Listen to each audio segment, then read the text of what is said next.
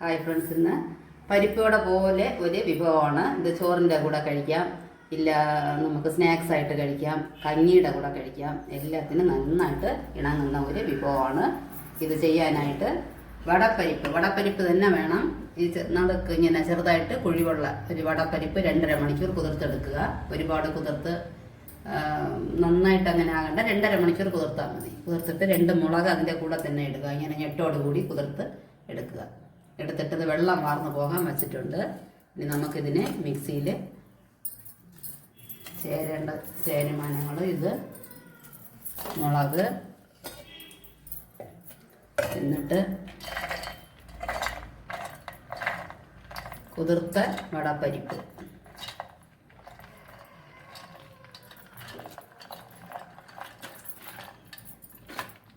നന്നായിട്ട് അരയണ്ട, കുറച്ച് തരിതരായിട്ട് വേണം അരയ്ക്കാൻ. ഉരുട്ടിയെടുക്കുന്ന ഒരു പാകം അത് കാണിക്കാം, അരച്ച് കഴിഞ്ഞിട്ട് കാണിക്കാം. വേറെ വേണ്ടതിൽ ഒരു 10-13 അല്ലി വെളുത്തുള്ളി, അത് തോലൊന്നും ഇളക്കണ്ട, ഇങ്ങനെ ഞെട്ട് മാത്രം വാല് അരിഞ്ഞ് വച്ചിരുന്നാൽ മതി. ഒരു 10-12 അല്ലി വെളുത്തുള്ളി, നല്ലതുപോലെ 2 തണ്ട് കറി ലീവ്സ്, 2-3 കറി ലീവ്സ് ഇടാം. നല്ല ഫ്രഷ് ആയിട്ടുള്ള കറി ലീവ്സ് ഇടണം, അപ്പോഴേ നല്ല മണം കാണത്തുള്ളൂ.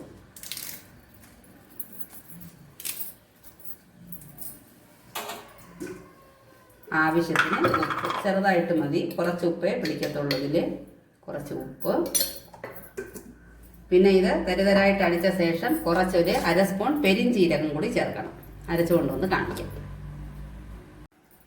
ഇങ്ങനെ തരിതരായിട്ട് ഈ പാകത്തിന് അടിച്ചെടുക്കണം. മുഴുവൻ പരിപ്പും ഇതിനകത്തുണ്ട്, അങ്ങനെ ഒരു നന്നായിട്ട് അരയണ്ട. എന്നിട്ട് എണ്ണ ചൂടാകാൻ വെച്ചിട്ടുണ്ട്. ചെറുതായിട്ട് ഇങ്ങനെ ഉരുട്ടി, ഇത്രയും മതിയാവും, ഒരു പ്രസ് ചെയ്ത്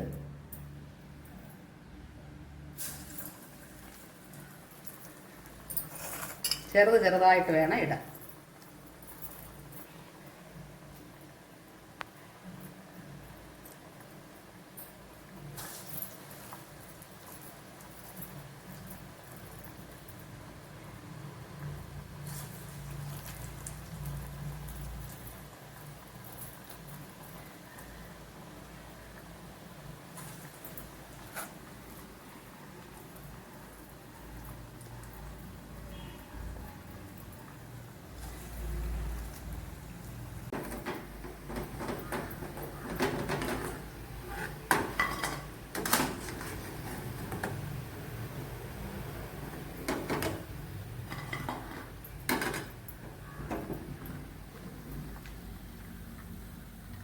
അടിപൊളി വെളുത്തുള്ളി വട റെഡി.